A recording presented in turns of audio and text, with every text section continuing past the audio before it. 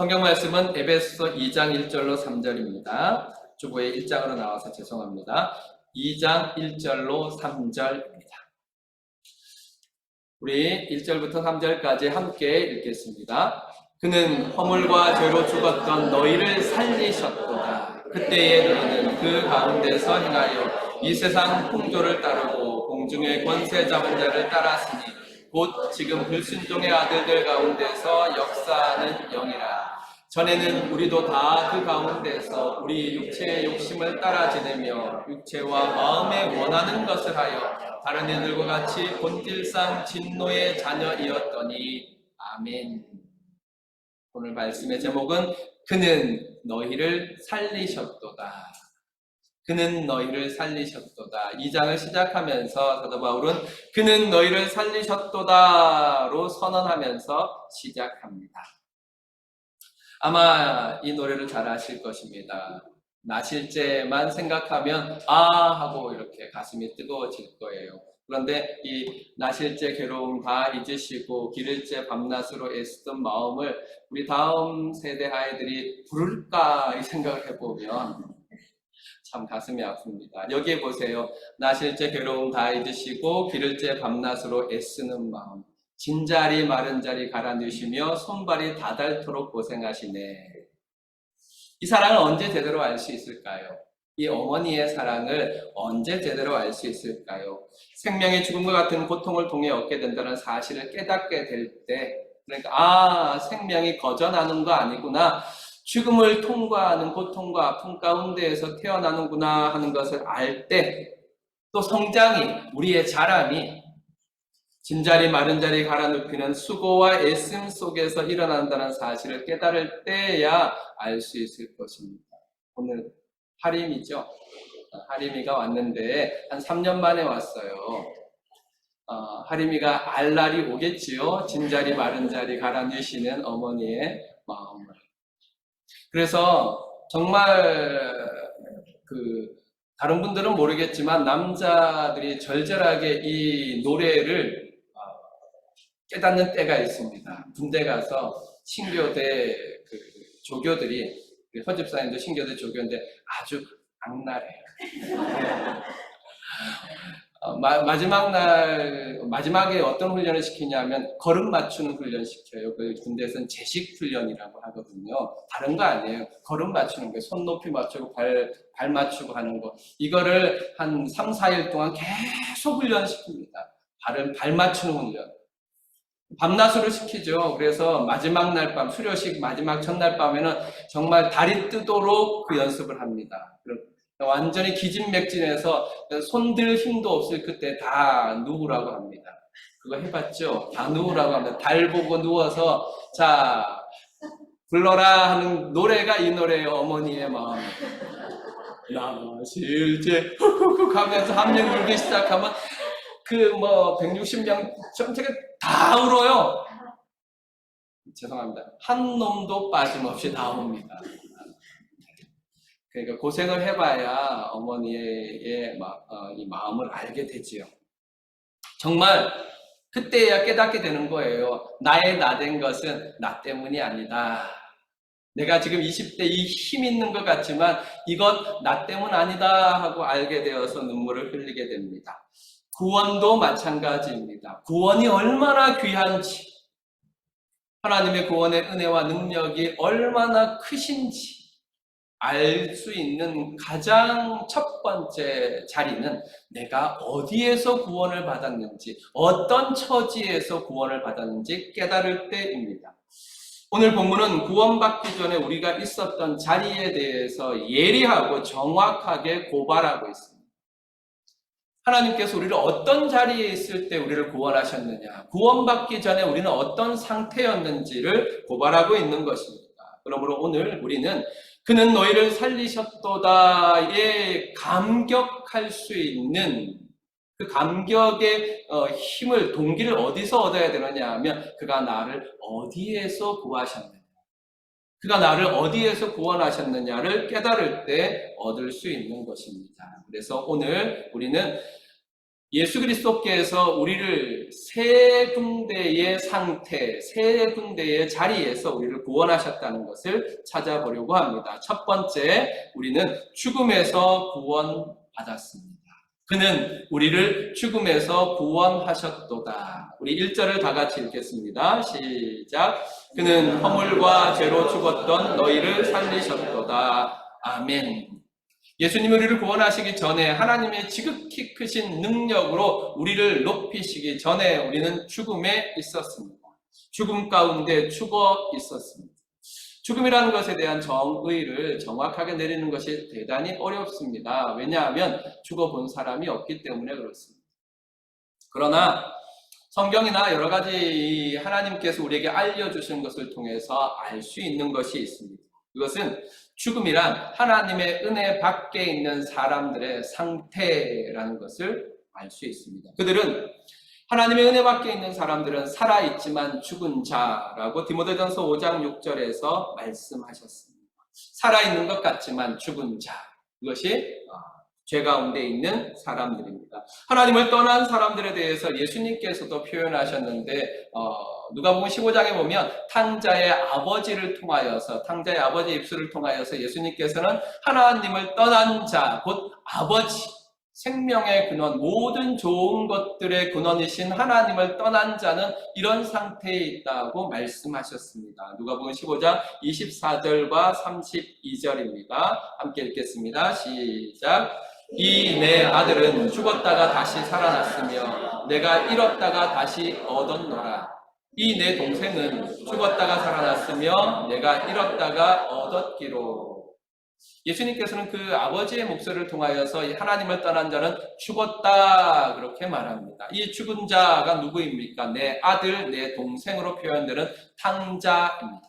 탕자는 아버지를 떠나면 마음대로 자유롭게 살 수 있을 것이라고 생각했습니다. 착각이지요. 자신에 대해서 몰랐을 뿐만 아니라 하나님에 대해서, 아버지에 대해서도 몰랐습니다. 결국 그는 떠나 죽은 자와 방불하게 살아갔습니다.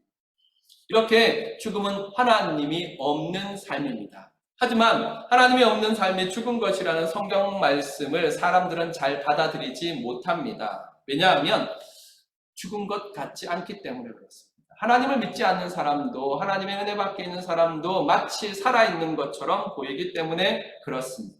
사람들이 하나님을 떠나서도 잘 살 수 있을 것이라는 탕자적인 생각들을 가지고 있기 때문에 그렇습니다. 예수 믿지 않는 사람도 건강한 몸을 가지고 운동하며 잘 살아갑니다. 요 골목만 딱 나가보시기 바랍니다. 옆에 테니스장에 가면 사람들이 테니스를 치고 있습니다. 건강하게. 이렇게 예수 믿지 않는 사람도 건강한 몸을 가지고 있습니다.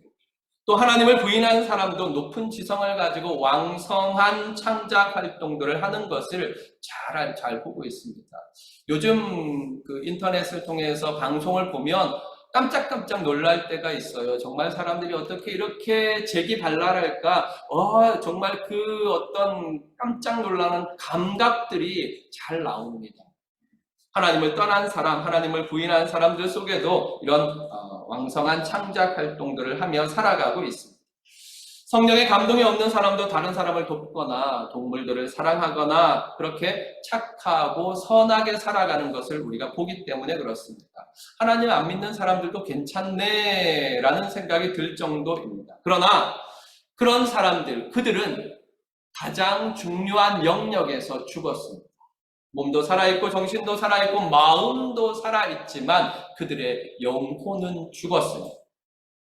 이것은 분명하고도 확실하게 말할 수 있습니다. 그들은 영적으로 죽었으며 그 죽음으로 말미암아 영적으로는 무감각합니다. 생명의 특징 가운데 하나가 어떤 자극에 대해서 반응을 하는 것이지. 그런데 영적인 부분에서 자극이 와도 하나님의 말씀을 들어도 하나님의 은혜를 체험해도 하나님의 살아계심을 보아도 그에게는 어떤 영적인 반응이 나타나지 않습니다. 이를 이해하기 위해서 영화 속에 보면 좀비가 나옵니다. 요즘 좀비 영화, 좀비 드라마는 정말 셀 수 없이 많지요. 거기에 보면 좀비가 움직이는 것들을 잘 생각해 보십시오. 이제 앞으로 이제 좀비가 나오는 영화를 볼 때마다, 아마 드라마를 볼 때마다, 아, 저게 영적으로 죽은 사람의 상태와 같구나 하는 것을 생각하셨으면 좋겠습니다. 그들은 살아있습니다. 그래서 움직입니다. 어떤 좀비들은 사람들보다 훨씬 강한 신체적 능력을 가지고 있기도 합니다. 하지만 그들은 정말로 그 속에 생명이 있는 것처럼 보이지만 없는 것이 있습니다. 그들은 인간성이 죽었습니다. 인간성이 죽음으로 말미암아 인격적으로 죽어있는 그 좀비들을 바라보며 사람이라고 말하지 않습니다. 하나님이 없는 삶은 영이 죽어버렸습니다. 하나님과 관계없이 살아가는 사람의 모든 삶의 모습을 생각해 보시기 바랍니다. 하나님을 볼 수 없습니다. 주님의 사랑을 느낄 수 없습니다. 성령의 음성을 들을 수도 없습니다. 왜 그렇습니까? 그들의 영이 죽어버렸기 때문입니다. 그래서 그들에게는 어떤 영적인 활동도 나올 수 없습니다. 하나님을 예배하거나 하나님을 찬양하거나 하나님을 향하여 기도하는 어떤 영적인 행동도 그들에게서 나올 수 없습니다. 무엇 때문입니까? 영이 죽어버렸기 때문에 그렇습니다. 이렇게 영이 죽은 것은 무엇 때문입니까? 오늘 말씀해 보니까 허물과 죄로 죽었다 그렇게 말합니다. 곧 그들이 영적으로 죽은 것은 허물과 죄 때문입니다. 헬라에 보면 허물은 잘못된 방향으로 가다라는 뜻을 포함하고 있습니다. 원래 가야 할 길이 있는데 원래 그 가야 할 길들을 아니라 다른 길로 가는 것, 경계가 있는데 그 경계를 넘어가는 것, 선을 넘는 것을 말합니다. 또 죄는 이건 뭐 중요한 단어니까 꼭 기억해 주세요. 하마르티아라고 하는데 그 죄는 어떤 것이냐면 관역이 이렇게 있으면 그 관역을 빗나가는 모든 것입니다. 모자라는 것도 죄요, 지나가는 것도 죄요, 좌로나 우로나 치우치는 것도 죄가 되는 것입니다. 이렇게 관역을 벗어나는 것, 이것이 바로 죄입니다. 그러므로 이 허물과 죄라는 것은 다른 것을 말하는 것이 아닙니다. 죄가 하나님과 하나님의 말씀이라는 기준을 벗어났다는 것을 강조하여 말하기 위해서 반복해서 허물과 죄라고 말했던 것입니다. 그러므로 허물과 죄로 죽었다는 말은 하나님의 뜻대로 또는 하나님의 말씀대로 살지 않는 그들의 삶의 방식을 말하는 것입니다. 사실 죄는 한 것보다는 하지 않은 것과 더 깊은 관계가 있습니다. 죄는 두 가지가 있잖아요. 하나는 해야 될 것을 하지 않는 것, 또 하나는 하지 말아야 될 것을 하는 것. 이 두 가지가 죄의 양상이거든요. 그런데 성경에서는 하나님께서 뭐라고 말씀하시느냐 하면 이렇게 말씀하십니다. 나는 너희의 하나님이 되려고 너희를 애굽 땅에서 인도하여 낸 여호와라. 하나님이 자신을 너희에게 설명합니다. 나는 너희의 하나님이 되려고 너희를 이집트에서 구원하여 낸, 세상에서 구원하여 낸 너희의 하나님이라 그렇게 말씀하시고 난 다음에 바로 뭐라고 하느냐 하면 내가 거룩하니 너희도 거룩하라고 말씀하십니다. 이것은 구약에서만 말씀하신 것이 아니라 베드로전서 1장에 보면 신약에서도 분명하게 말씀하십니다. 베드로전서 1장 15절에 오직 너희를 부르신 거룩한 이처럼 너희를 부르신 하나님 그 거룩한 이처럼 너희도 모든 행실에 거룩한 자가 되라. 거룩한 자가 되라고 말씀하셨습니다. 하나님의 사람에게 주신 의무가 무엇이냐? 바로 거룩. 거룩은 무엇입니까? 거룩을 정의하기도 참 어렵죠. 하지만 거룩을 가장 간단하게 정의한다면 하나님의 성품입니다. 하나님의 특징입니다. 그러므로 너희는 거룩하라 라는 말은 하나님께서 이렇게 말씀하시는 것입니다. 너희는 나를 닮아라. 너희는 나와 같이 생각하고 너희는 나와 같이 말하고 너희는 나와 같이 행동해라. 그렇게 하나님께서 말씀하신 것입니다. 하나님이 하시는 대로 하며 하나님이 원하시는 것을 하는 것, 그것을 거룩이라고 말할 수 있습니다. 그래서 로마서에서 죄에 대해서 고발할 때 이렇게 고발합니다. 로마서는 죄를 이렇게 고발합니다. 로마서 1장 21절 함께 읽겠습니다. 시작.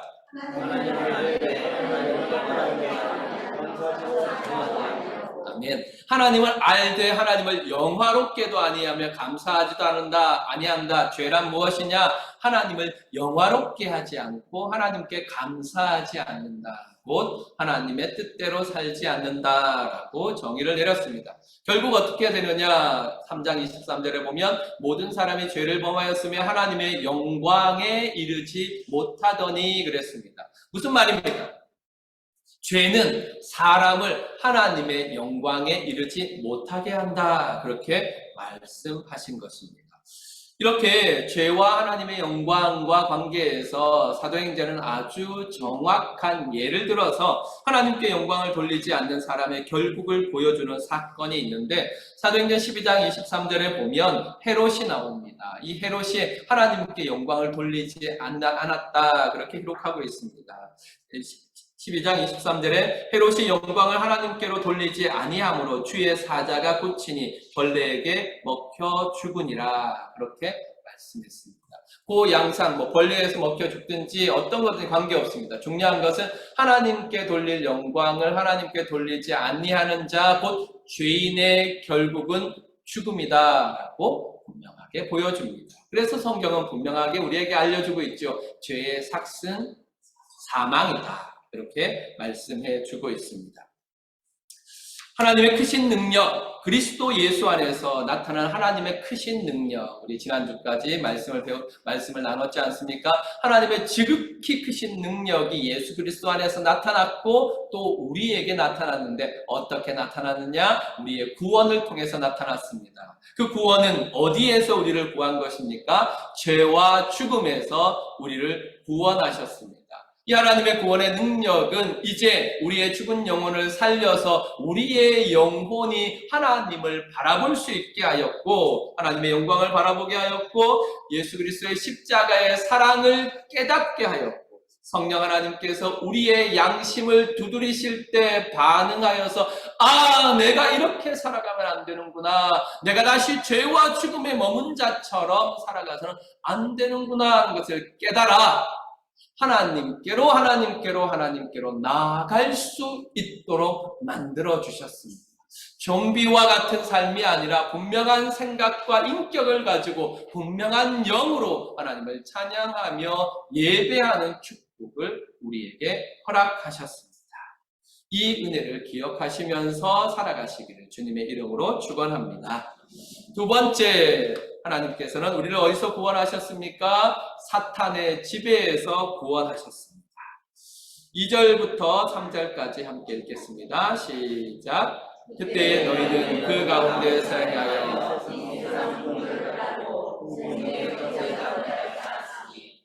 지금 불순종의 아들들 가운데 역사하는 자입니다. 전에는 우리도 다 그 가운데에서 우리의 육체의 욕심을 따라 지내며 육체와 마음이 원하는 것을 하여 아멘. 죽음은 죄로부터 나왔다고 말씀드렸습니다. 죽음은 죄로부터 나왔습니다. 그렇다면 그 죄, 우리에게 죽음을 가지고 오는 죄는 어디서부터 왔을까요? 오늘 본문은 바울이 동사를 사용해서 어디서부터 왔는지 세 가지를 이야기합니다. 첫 번째, 따르고, 두 번째, 따랐으니, 세 번째, 따라 지내며 계속해서 따라갔다. 이 말은 뭐냐 하면 마치 아무 생각 없이 맹목적으로 그 뒤를 쫄쫄쫄쫄 따라가는 것처럼 종처럼 그렇게 살아갔다는 말입니다. 첫 번째가 무엇입니까? 바로 세상입니다. 2절에 보면 이 세상 풍조를 따르고 그렇게 기록하였습니다. 두 번째는 무엇입니까? 사탄입니다. 공중의 권세 잡은 자를 따랐다 그랬습니다. 마지막은 무엇입니까? 육체의 욕심을 따랐다 그렇게 말했습니다. 오늘날 우리의 삶에 이 세 가지는 우리의 삶을 지배하며 우리의 삶을 정말로 죄 가운데로 이끌어가고 있습니다. 그 중심에 무엇이 있느냐 생각해보면 앞에는 세상 풍조가 있었고 아래는 육체의 욕심이 있었다면 그 가운데 사단이 있지 않습니까? 공중의 권세 잡은 자. 헬라어 문법에는 이런 방식을 잘 사용해요. 그래서 양쪽에 작은 것들을 두고 가운데 큰 것들을 두어서 가운데를 강조하는 용법입니다. 그러므로 사단은 세상과 육체를 사용하여서 사람을 죄로 이끌어갑니다. 우리가 죄를 지을 때 이것을 절대로 잊지 마십시오. 이게 사단의 방식이에요. 사단은 세상의 풍조를 통해서 우리의 외부로부터 우리를 유혹합니다. 그럴 때 우리 속에서 또 사단이 작용을 하는데 어떻게 작용하느냐 하면 우리의 육체의 욕심, 본능을 끌어올립니다. 그래서 세상의 풍조와 육체의 욕심이 딱 만나서 절묘하게 우리의 멱살을 잡아서 의의 길이 아니라 죄의 법 아래로 우리를 끌어내려 갑니다. 그래서 사도 바울은 고백하지 않습니다. 오호라 나는 곤고한 사람이로다. 나는 괴로운 사람입니다. 왜? 사단이 이렇게 세상의 유혹을 통하여서 내 안의 육체의 본능을 통하여서 나를 사로잡아 죄의 법 아래로 끌어내려가는 것을 보노라라고 고백하고 있는 것입니다. 자, 그 세 가지를 살펴보면 첫 번째, 우리는 이 세상 풍조를 따랐습니다. 사단의 지배를 받는 우리에게서 나타나는 특징 가운데 하나가 세상 풍조를 따라가는 것입니다. 2절에 보니까 너희는 그 가운데에서 행하여 이 세상 풍조를 따르고 라고 고발하고 있습니다. 지금 사람들이 따라가는 풍조가 무엇입니까? 인터넷이라고 볼 수 있습니다. 인터넷에 집중되어 있는데 인터넷이 지금 이 시대의 시대정신, 세상의 풍조를 가장 확실하게 보여주는 것 같습니다. 많은 사람들은 자신들의 분명한 생각이 아니라 스마트폰이 보여주는 대로 맹목적으로 따라가고 있습니다. 무엇을 따라 사느냐라고 묻는다면 우리는 정말로 솔직하게 고백해야 합니다. 우리는 스마트폰이 보여주는 대로 따라가고 있습니다. 또 많은 사람들이 자신이 옳다고 생각하는 것이 아니라 다른 사람이 인정하는 것, 다른 사람이 보여지는 것을 따라서 살아갑니다. 좋아요나 구독이 우리의 가치 체계를 지배하고 있습니다. 물론 그렇지 않은 분들이 있을 것입니다. 다행이지요. 하지만 이 세상 풍조가 그렇게 흘러가고 있다는 것입니다. 좋아요가 많으면 그것은 좋은 것이 되어버립니다. 그렇게 오늘도 우리는 인터넷의 바다에서 그 속에 감추어진 사상이 무엇인지는 조금도 생각하지 아니하고 표류하고 있는 것입니다. 이렇게 오늘도 우리는 이 세상 풍조를 따라가고 있습니다. 그러므로 이 스마트폰을 정말로 중요하게 생각해야 합니다. 여기에 대한 매뉴얼을 가지고 있어야 돼요. 한국 사람만큼 매뉴얼을 싫어하는 사람들이 없다고 해요. 이거 휴대폰 사시고 혹시 그 매뉴얼 다 읽어보신 분 있으십니까? 제가 생각할 때는 한 분도 없으실걸요? 제대로 사용해야 합니다. 이것을 사용하여서 우리가 하나님께 더 가까이 갈 수도 있습니다. 하지만 이 속에 담겨 있는 대부분의 세상의 흐름, 시대의 정신은 우리를 하나님으로부터 멀어지게 한다는 사실을 기억하시기 바랍니다. 두렵고 떨림으로 이것을 손에 잡고 있으십시오. 이것은 위험한 물건입니다. 항상 말씀드리죠. 아멘 안 하셔도 상관없습니다. 진짜 위험한 물건입니다. 잘 사용하시고 조심조심 사용하십시오. 두 번째, 우리는 우리의 육체의 욕심을 따랐습니다. 3절에 보면 전에는 우리도 다 그 가운데서 우리 육체의 욕심을 따라 지내며 육체와 마음이 원하는 것을 하여라고 했습니다. 이 육체와 마음이 원하는 것을 하여라는 말에 대해서 이게 부정적이다 생각하는 것은 아마 성도들밖에 없을 것입니다. 내 마음이 원하는 대로 하는 게 뭐가 나빠? 내 몸이 원하는 걸 먹고 마시는데 뭐가 나빠? 이렇게 생각하는 것이 이 시대의 흐름입니다. 그런데 오늘 바울은 분명하게 전에도 우리는 다 그 가운데에서 우리의 육체의 욕심을 따라 지내며 육체와 마음이 원하는 것을 하여라고 고발하고 있습니다. 인간이 본능적으로 가지고 있는 성향이 바로 육체의 욕심입니다. 그런데 이 욕심, 육체의 욕심은 사실 금방 말씀드린 것처럼 부정적으로 생각할 필요가 없습니다. 왜냐하면 하나님께서 그렇게 사람을 만드셨기 때문입니다. 자연적인 욕구, 자연스러운 욕구는 하나님께서 사람의 몸을 그렇게 만든 것입니다. 배고플 때 먹고 싶은 것. 자연스러운 일들입니다. 부족할 때 가지고 싶은 것. 네, 자연스러운 욕구입니다. 그러나 뭐가 문제가 되느냐 하면 하나님께서 자연스럽게 우리에게 주신 그 욕구가 왜곡되고 변질될 때 문제가 생기는 것입니다.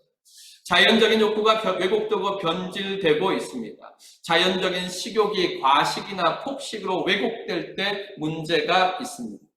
자연스러운 성욕이 간음이나 변태적인 성욕으로 변질될 때 문제가 있는 것입니다. 요즘 이제 그 동성애에 대해서 많이 나오니까 한국 드라마에서도 이제 영화나 드라마에서도 동성애 코드를 넣지 않으면 이거 뭐 허가를 못 받는지 정말 안 들어가 있는 데가 없습니다. 동성애자들이 이야기하는 것을 뭐 여러 가지 인간적으로 바라볼 때에는 불쌍히 여겨야 하며 우리가 도와야 되며 그들을 위하여 기도해야 되는 것은 분명합니다. 하지만 그들이 가지고 있는 가치, 그들이 생각하고 있는 생각이 잘못됐다는 것은 분명하게 우리가 이야기할 수 있어야 합니다. 어떻게 생각하는 것입니까? 하나님이 정하신 것보다 내가 원하는 것이 먼저다. 이것이 이제 동성애의 바탕에 깔려있는 이야기입니다. 하나님이 남자로 만들어 주셨고 여자로 만들어 주었습니다. 하지만 내 생각에는 나는 남자의 몸을 가지고 있지만 여자야. 내 생각은 나는 여자라고 생각해. 그러니까 내가 여탕에도 들어갈 수 있고 여자 화장실에 들어갈 수 있다. 이렇게 생각하는 거죠. 여기서 우리가 분명하게 생각해야 되는 것은, 가르쳐 줘야 되는 것은 하나님의 뜻이 먼저냐, 내 원함이 먼저냐. 여기에 육체와 마음이 원하는 것을 따라간다면 생각해 보십시오. 육체와 마음이 따라가는 것을 그대로 둔다면 우리는 멸망으로 내려갈 수밖에 없습니다. 간단하게 생각해 봐도 남자가 남자를 좋아하고 여자가 여자를 좋아하게 되면 인류는 멸망입니다. 생명이 나올 수 없기 때문에 그렇습니다. 이렇게 자연적인 욕구가 왜곡되고 변질될 때 문제가 생기는데 지금 여기서 말하는 육체의 욕심, 육체와 마음이 원하는 것은 이렇게 변질되고 왜곡된 욕심이요 마음들인 것입니다. 정리하면 우리는 왜곡된 육체적 욕심을 따라 살아갑니다. 그 속에서 타락한 육체와 마음이 원하는 변질된 욕구의 노예가 되어서 살아가고 있는 것입니다. 그렇게 거짓되고 오염된 것들에 대한 맹목적인 추앙이 우리의 삶을 지배하고 있었습니다. 이것을 성경은 육체의 욕심을 따랐다고 합니다. 자, 내 마음을 사로잡는 것들이 무엇이 있습니까? 잘 생각해 보시기 바랍니다. 내가 내 마음이 원하는 것, 내 육체가 원하는 것을 그대로 따라가는 것이 아니라 정리를 해봐야 합니다. 체크를 해봐야 합니다. 이것이 하나님 앞에서 옳은가? 이것이 다른 사람에게 유익을 주는가? 이 모든 것들을 생각하고 육체의 욕심과 마음이 원하는 것들을 절제할 줄 알아야 됩니다. 이것이 하나님께서 우리에게 주시는 축복입니다. 절제하고 참으며 인내할 수 있는 것. 내 원함은 여기에 있지만 하나님이 말씀하신 것이 거기에 있을 때 이것을 내려놓고 인내하고 절제하며 거기로 나아갈 수 있는 것이 신앙입니다. 이 신앙의 걸음을 걸어가야 하는 것이 우리의 사명인 것을 꼭 기억하시기 바랍니다. 세 번째, 사탄을 따랐습니다. 우리는 사탄을 따랐습니다. 2절을 다 같이 읽겠습니다. 시작.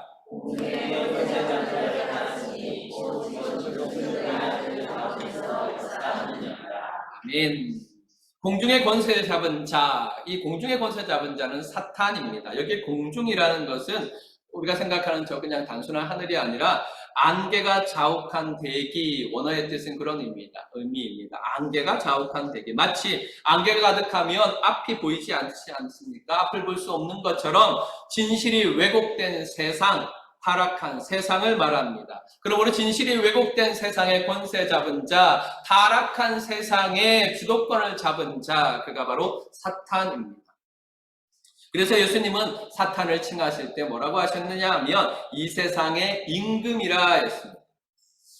요 부분은 절대로 착각하면 안 됩니다. 사단이 이 세상의 임금이라고 예수님께서 인정하셨구나 이렇게 생각하시면 안 됩니다. 근데 보통 어떤 생각을 하느냐 하면 세상에는 선한 신이 있고 악한 신이 있어서 둘이 이렇게 싸운다 이렇게 생각하는, 절대로 그렇지 않습니다. 이 예수님께서 이 세상의 임금이라고 사탄을 말한 것은 요한복음 12장 31절에 있는데, 이때 뭐라고 말씀하셨느냐 하면 이제 이 세상에 대한 심판이 이르렀으니 이 세상의 임금이 쫓겨나리라 그랬습니다. 예수님이 이 땅에 오심으로 하나님께서 세상을 심판하시기를 시작하셨다. 그래서 이 세상의 임금인 사단이 이제 쫓겨나리라.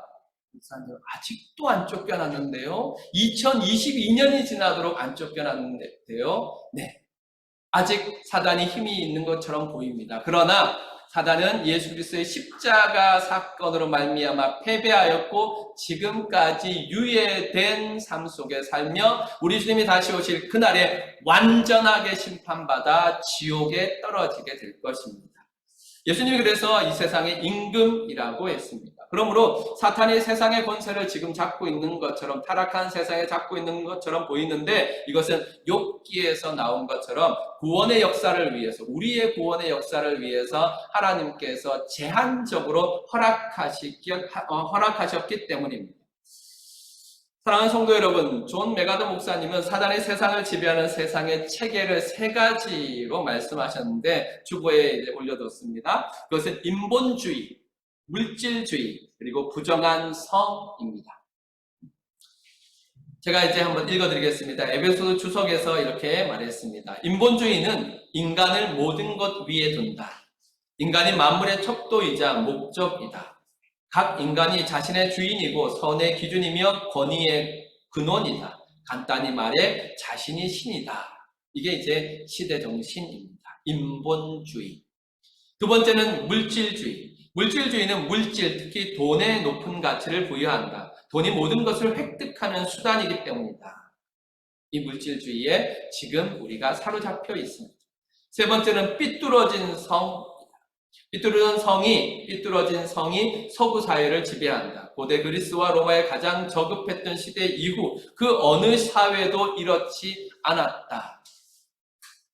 인본주의는 자기 이익을 호소하고 물질주의는 자기 과시에 호소하고, 이와 더불어 성적인 악이 사실상 모든 분야의 마케팅에서 소비자들을 설득하고 판매를 촉진하며 자기 쾌락을 부추기는데 사용된다. 이러한 삼두 체제가 우리 시대의 정신을, 지금의 이 세상 풍조를 대변한다. 이렇게 말씀했습니다. 정말로 공감합니다. 우리 시대가 나아가는 방향에 이 세 머리가 있어요. 삼두 정치, 옛날에 그리스에 했던 것처럼 삼두 정치를 하는데 이끌어가는 리더가 있는데, 하나는 인본주의, 또 하나는 물질주의, 그리고 세 번째가 삐뚤어진 성. 이 세 가지가 하나로 갈아묶어서 사단은 사람들을 딱 긁어매어서 하나님을 떠나는데, 하나님을 멀리하는데, 하나님은 없다는 대로 이끌어 내려가고 있습니다. 그러므로 우리는 사단이 그 악한 능력으로 사람을 사로잡아 이 세상의 풍조와 육체의 욕심을 따라 살게 만드는 그 속에서 우리가 구원받았음을 기억해야 합니다. 이 세상의 임금이 되어 하나님을 떠난 사람들을 지배하고 있는 사단이 세상의 풍조를 사용하고 육체의 욕심을 사용하여서 우리를 끌어내려 사단의 종로로 하도록 만들었던 그때, 죄 짓지 않고는 살 수 없는 그 자리에서 하나님께서 우리를 구원하셨음을 기억하시기 바랍니다. 그러므로 우리는 언제나 어디에서나 하나님이 우리를 사단의 지배로부터 구원하셨다는 사실을 기억해야 합니다. 가끔 보면 성경에서 아주 통쾌한 부분이 있거든요. 사망아, 내 쏘는 것이 어디에 있느냐라고 외치는 데라든지, 다윗이 골리앗을 향하여 나아가면 나는 아버지의 이름으로 나아간다라고 말하는 장면이라든지, 이런 장면들이 나옵니다. 그런데 우리가 그렇게 통쾌하게 외칠 수 있는 것이 있습니다. 바로 이 사탄을 향해서입니다. 세상 그 누구도 사탄을 향하여서 소리치지 못할 것입니다. 그러나 구원받은 우리는 하나님께서 사단의 지배로부터 우리를 구원하여 해방하셨기 때문에 당당하게 외칠 수 있습니다. 사탄아 물러가라 하고 외칠 수 있는 것입니다. 하나님께서는 우리에게 구원의 은혜를 이렇게 허락하셨습니다. 이 사실을 믿으시기를 바랍니다. 세 번째, 진노에서 구원하셨다 그랬습니다. 3절에 보니까 다른 이들과 같이 본질상 진노의 자녀이었더니 라고 고백하고 있습니다. 하나님께서는 우리를 진노의 심판에서 우리를 구원하셨습니다. 하나님을 떠난 사람은 곧 사탄을 따라가는 사람들은 본질상 진노의 자녀입니다. 여기에 진노는 누구의 진노일까요? 하나님의 진노이지. 그러므로 이 진노의 자녀라는 말은 곧 하나님의 심판의 대상이라는 말이기도 합니다. 그래서 로마서 2장 5절에 보면 이렇게 쓰여 있습니다. 함께 읽겠습니다. 시작. 다만 내 고집과 회개하는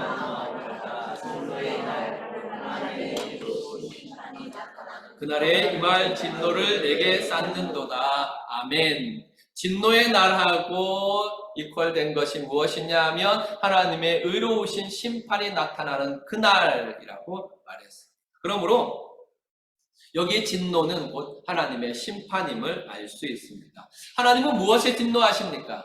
하나님은 무엇에 화를 내십니까? 할아버지는 손녀나 손자가 뭘 해도 예쁘지요. 전에 제가 한번 그런 이야기를 했더니만 웃더라고요. 성도님들이 마음이 좀 이렇게 시험에 드셨나 봐요. 전에 한번 제가 한 거 기억나십니까? 허니가 똥을 쌌는데 그 똥이 참 예쁘더라고요. 노란 황금색으로 바나나가 이만한 게. 그래서 야 진짜 이쁘다 그랬더니만 우리 성도님들이 시험에 드셨어요. 아 무슨 애 똥이 이뻐. 네. 어쩔 수 없어요. 이뻤던 건 할 수 없는 거예요. 정말 이 하나님이 우리에게 무엇 때문에 진노하시느냐? 우리를 사랑하시는 그 하나님께서 무엇 때문에 진노하시느냐? 죄 때문에 진노하십니다. 하나님은 죄에 대해서 진노하십니다. 하나님을 떠난, 하나님의 말씀과 하나님의 기준에서 벗어난, 하나님께 영광을 돌리지 아니하는 그 죄에 대해서 진노하십니다. 진노라고 생각하면 우리 입장에서는 부정적인 요소가 있습니다. 우리의 진노는 정당하지 않을 수도 있기 때문에 그렇습니다. 그러나 하나님의 진노는 다릅니다. 하나님은 완전하신 분이십니다. 그러므로 하나님의 진노는 정당합니다. 완전합니다. 그래서 하나님의 진노는 죄와 악에 대한 정당한 하나님의 거룩한 반응이십니다. 그러므로 하나님의 진노의 심판은 죄와 악에 대한 공의롭고 공정한 심판입니다. 우리가 우리의 허물과 죄 가운데서 행하며 이 세상 풍조를 따르고 공중의 권세 잡은 자를 따르고 있다면, 우리의 육체의 욕심을 따라서 육체의 마음이 원하는 것을 하고 있다면 우리는 본질적으로 하나님의 진노, 곧 하나님의 심판의 대상이 될 뿐 아니라 그 진노의 심판을 받아 마땅한 자입니다. 하나님이 진노하신다면, 하나님이 우리를 심판하신다면 우리는 한마디도 할 수 없는 죄인입니다. 왜 그렇습니까? 우리는 그렇게 죄를 범한 자들이었기 때문에 그렇습니다. 그런데 하나님께서는 그 크신 사랑과 능력으로 우리를 구원하여 주셨습니다. 이 땅에 오신 예수 그리스도, 우리를 대신하여 십자가에 달리신 예수 그리스도 안에서 우리의 허물과 죄를 다 용서하시고 우리를 다시 살려내셨습니다. 공중의 권세 잡은 사단의 꼬임에 빠져 이 세상 악한 풍조를 따라가고 왜곡되고 변질된 육체의 욕심에 사로잡혀 그 아래서 죄의 종노릇하던 우리를 버려두시지 아니하시고 이 땅에 오시어서 우리 주 예수 그리스도는 우리를 구원하여 내셨습니다. 그러므로 말미암아 하나님의 진노의 심판을 받아 멸망할 수밖에 없는 우리를 구원하여 하나님의 자녀가 되는 축복을 허락하셨습니다. 이것이 바로 구원입니다. 그래서 성경은 분명하게 우리에게 말해주고 있습니다. 하나님이 세상을 이처럼 사랑하사 독생자를 주셨으니 이는 그를 믿는 자마다 멸망하지 않고 영생을 얻게 하려 하심이라고 고백하고 있습니다. 우리는 이 지극히 크신 하나님의 은혜를 바로 알아야 합니다.